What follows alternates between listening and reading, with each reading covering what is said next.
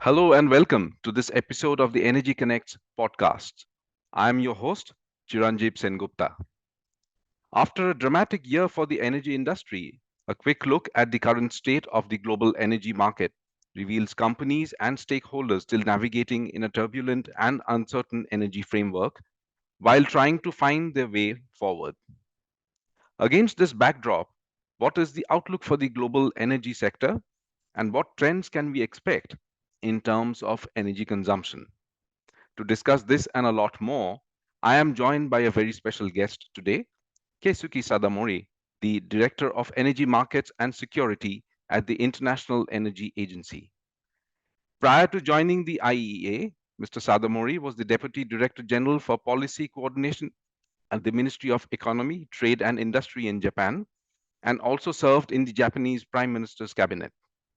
He brings extensive experience in international energy affairs and was the IEA Governing Board representative for Japan in 2008 and 9.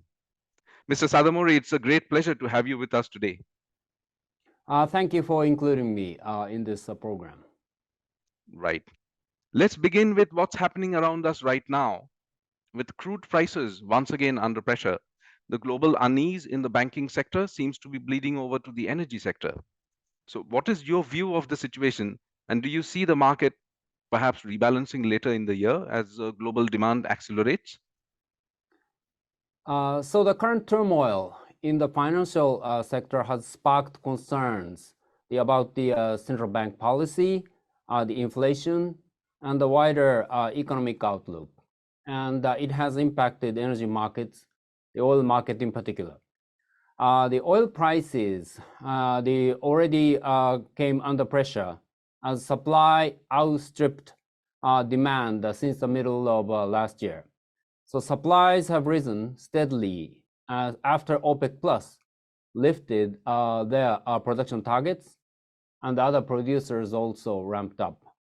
While the demand growth slowed markedly under pressure from high prices and the weaker economic growth.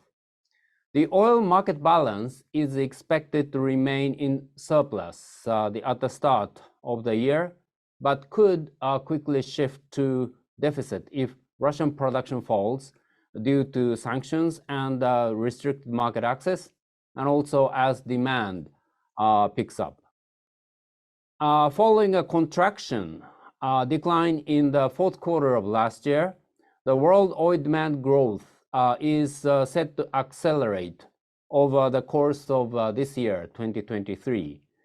So from around the 700,000 barrels per day in the first quarter of 2023 to 2.6 million barrels per day in the fourth quarter of 2023. Rebounding air traffic and also the release of pent-up Chinese demand would dominate the recovery. Right. Do you think that the drop in crude prices and the volatility raises the prospect of the US government, for example, replenishing its SPR anytime soon?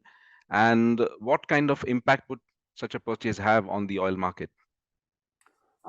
We understand that the Department of Energy has recently issued a notice of sale in the middle of February to fulfill its obligation to Congress to sell 26 million barrels from the SPR in 2023. And these volumes are expected to be delivered in the second quarter of 2023. And therefore, it is unlikely we'll see replenishment of the SPR in the very near term. However, the US government has indicated that it would consider purchasing crude oil to refill the SPR at the price of around $67 to $72 per barrel. So if oil prices remain near or below this level for a sustained period, then we could see steps to replenish the SPR, taking advantage of the opportunity to replace the oil at lower prices than what it was sold at over the past year. Right. So, according to you, what is the outlook for the global gas markets after a very extraordinary year last year?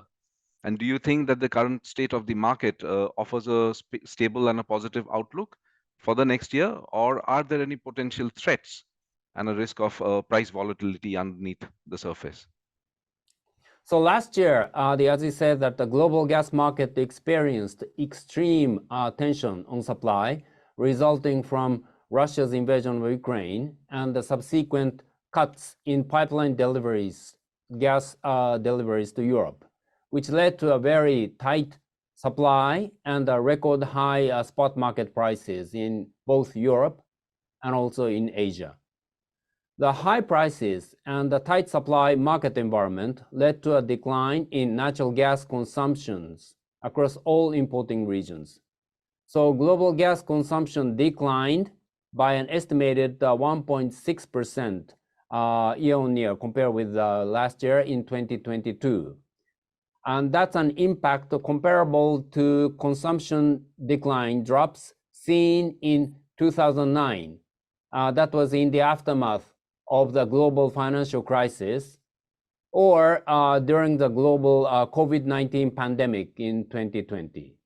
So global natural gas consumption is expected to stabilize in 2023, this year, as some limited growth in Asia Pacific, Middle East, and Africa regions offset declines in Europe, Eurasia, and the Americas. This forecast remains fragile and subject to high level of uncertainty in terms of Russia's behavior and on the macroeconomic effects of sustained high energy prices. Tension on global gas supply and on LNG trade in particular is expected to remain high due to limited increase in export capacity and also the potential rebound in China's imports, supported by new LNG volumes contracted with fixed destinations. Thank you for walking us through that landscape, which is sometimes very difficult to comprehend and navigate. Just leading on from there, last year around this time, there were lots of forecasts about how the winter in Europe was going to shape up like. This year, what are your thoughts on how the winter of 2023 will look like for Europe from an energy supply and a price perspective? And what are the lessons, according to you, learned from how Europe handled the winter of 2022 from the point of view of energy security? So Europe was successful in this past winter thanks to early policy actions to fill its underground storages, to reduce its exposure to Russian gas by diversifying its supply mix, but also due to the price-driven demand reduction from industrial customers and also unseasonably mild temperatures, mild winter. Despite this progress, Europe is certainly not out of the woods yet. So there are still a lot of uncertainties at play that could have major impacts. Russia's pipeline gas supplies to Europe are currently about only 20% of their pre-war levels, and yet it is still delivering some pipeline gas supplies to Europe. And this could even go down to zero, and that would put new strains on the markets.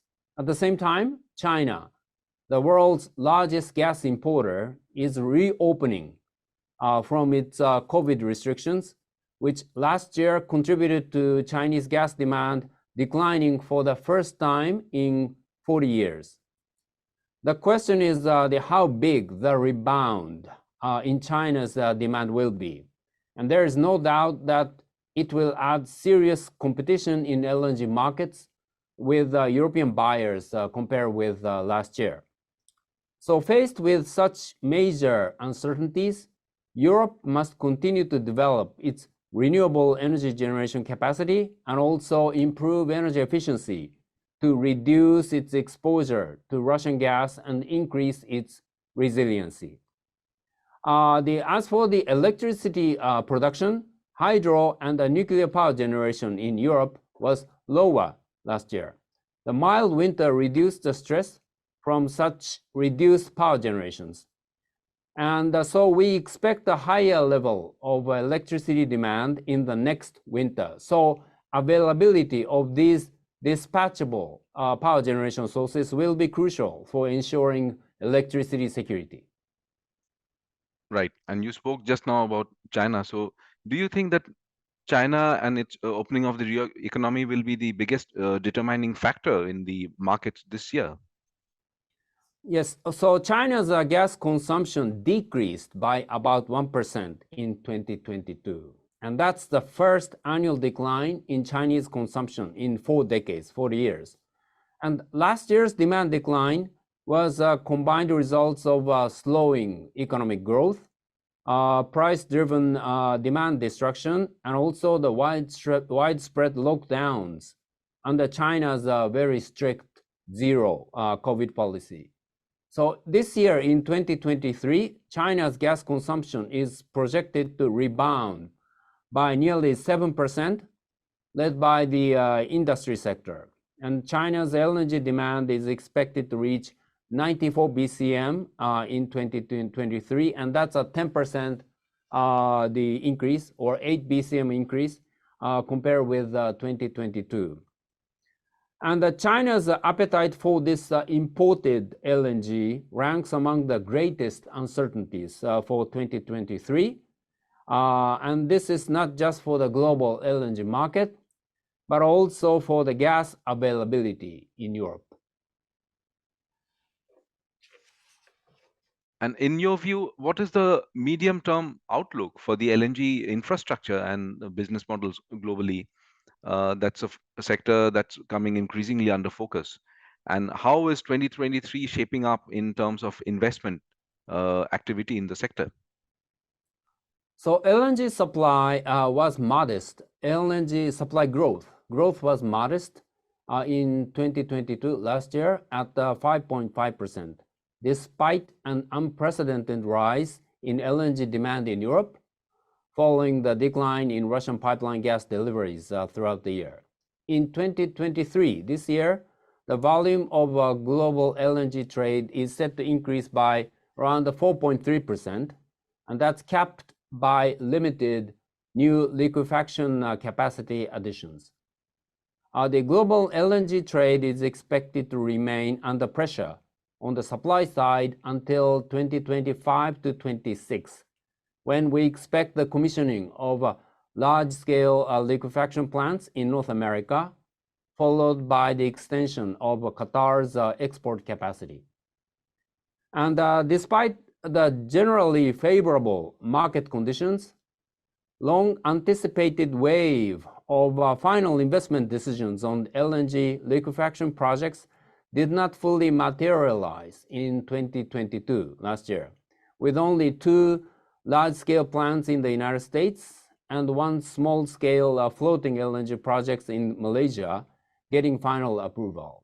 And this was due in part to rising construction costs and also widespread engineering and procurement challenges, but also in part to continued reluctance among the potential buyers to commit to new LNG contracts in the face of long-term demand uncertainty, elevated pricing, and also the decarbonization the objectives.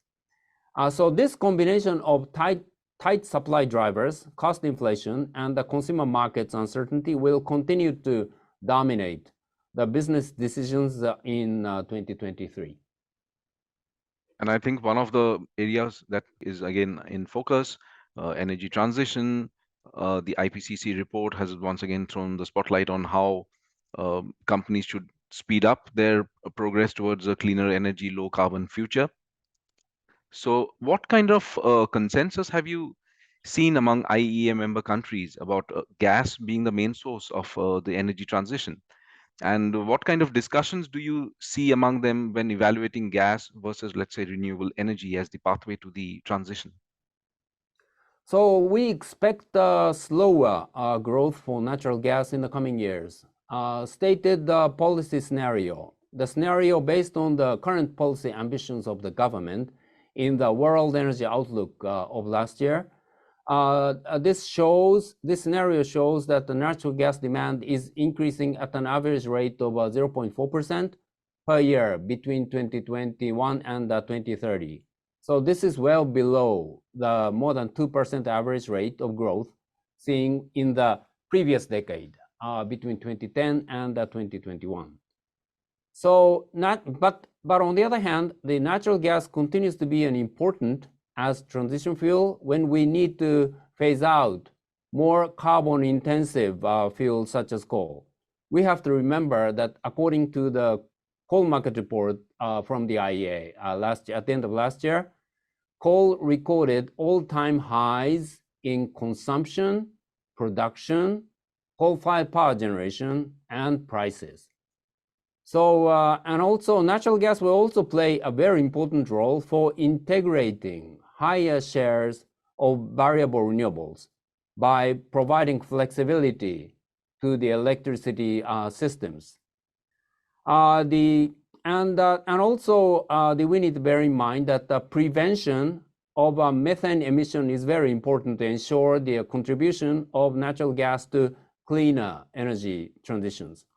And IEA's global methane tracker found that the global energy industries was responsible for 135 million tons of methane released to the atmosphere last year in 2022, and that was only slightly below the record highs in 2019. The energy transitions also opens doors for the low emission gases, such as biomethane, and also the hydrogen-derived gases.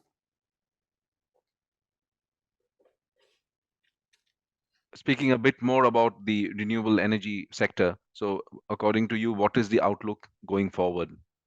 Yes, the fossil fuel supply disruptions that are currently happening have underlined the energy security benefits, energy security contributions of the domestically generated renewable electricity, leading many countries to strengthen policies supporting renewables.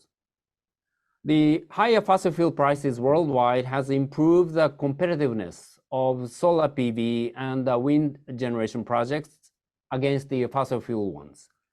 As a result, the global energy crisis is driving up a sharp acceleration in installations of renewable power, which will overtake coal as the largest source of electricity generation by 2025 and help keeping alive the possibility of limiting the global warming to 1.5 degrees.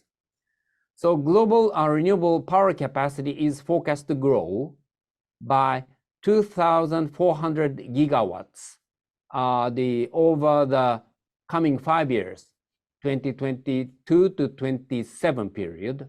And that's an amount equal to the entire power capacity of China today, or that's equal to the renewable capacity additions in the past 20 years.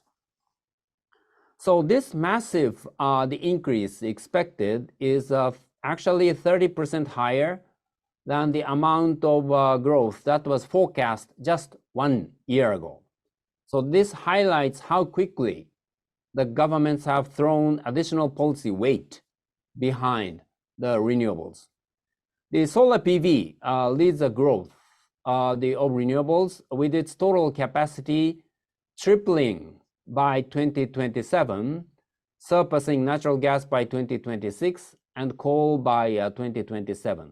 Meanwhile, the global wind capacity almost doubles, with offshore projects accounting for 1/5 of the growth. But the growth in wind is slower compared to the solar PV because of lengthy permitting procedures and the lack of improvements of grid infrastructure. Right. So while there seems to be a lot of positive momentum building up in clean nuclear energy, I think there is some kind of a divide emerging in Europe about the approach to nuclear energy. Now, as a global authority on the subject, what are your views on whether low carbon hydrogen produced from nuclear power can count towards the EU's renewable energy targets? Overall, at the global scale, we consider that the nuclear would be a very important source of low carbon energy, low carbon electricity. And in the net zero roadmap by the IEA, this assumes the doubling of nuclear capacity toward the 2050 to achieve global net zero in a cost effective manner. Having said so, at the same time, we fully respect each country's choice as to whether they should or should not use nuclear power in their climate and the energy security strategies. So the choice of whether to include nuclear sourced hydrogen in EU's renewable energy targets is a matter of for those countries to decide. For countries that see a potential role for the nuclear energy, the nuclear can be a source of low emission hydrogen production. But we estimate that the nuclear construction costs will need to fall significantly, has to be much cheaper than the current level in advanced economies if nuclear is to have a role to play in low carbon the hydrogen production. Right. And finally, the IEA recently hosted the COP28 president designate, Dr. Sultan Al Jaber, who emphasized on the unprecedented commitment and the collaboration that is needed to decarbonize the energy sector. So, what are your thoughts on this and on the industry's role ahead in delivering a just energy transition? As you said earlier, the IPCC's synthesis report was released, and this clearly shows that the current level of climate actions is not sufficient, is not enough. So immediate the actions and the deep global greenhouse gas emissions reductions by 2030 are essential to meet the 1.5 degree targets. And therefore, we welcome the COP28 president designates efforts to keep 1.5 degrees target alive, urging the energy sector to do more and do it faster to meet the net zero emissions. The essential task for the energy industry, of course, is to rapidly decarbonize their operations and also to help build new energy systems to decarbonize their customers. And industries and investors need to play a bigger role, and in particular, to deliver a just energy transitions. We say this because only 15% of clean technology investment is going to the developing emerging economies where the 70% of the population lives. Shortfalls in clean energy investments in emerging and developing economies, they are the worrying signal given their rapid growth in energy demand.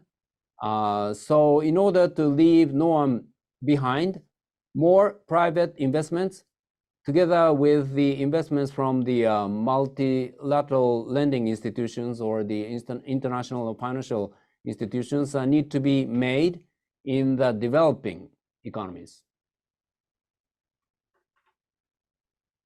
Right.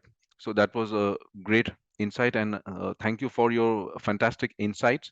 Mr. Sadamori, it was a pleasure talking to you, and thank you for joining us today for this latest episode of the Energy Connects podcast. Thank you. It was my pleasure. And a big thank you to our listeners for tuning in, and we hope you enjoyed this episode. You can check out more podcasts, videos, and comprehensive content on the energy industry at energyconnects.com. We will be back with more guests from across the industry in the next episode of the Energy Connects podcast. Until then, goodbye.